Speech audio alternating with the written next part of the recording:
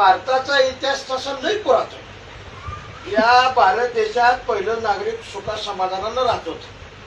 पण या भारत देशामध्ये हे ब्रिटिश सरकार व्यापारी म्हणून टिपी टिपी टिपी टिपी टिपी टिपी प्रस्थापित झाले आणि भारतात येऊन या इंग्रजांनी भारतातला कच्चा माल एकत्रित केला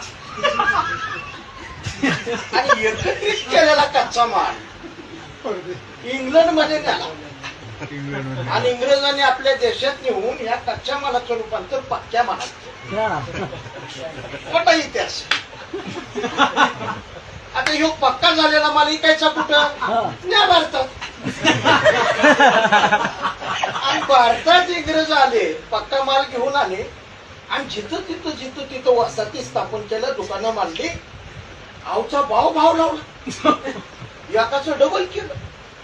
आणि ज्या भारतीय नागरिकांनी त्यांच्या दुकानाला वसाहतीला विरोध केला त्याला उचलला, जेलमध्ये टाकला. भारताचं नागरिकांनी इंग्रज या चळवळी चालू झाल्या. इंग्रजाकडे शस्त्र पुरवठा होताच. धाड गोळ्या झाल्या. नागरिक खलास, पांगलं. भारताचं नागरिक इसकटलं, घाबरलं, पण निर्णय घ्यायला पुन्हा एकत्रित आलं.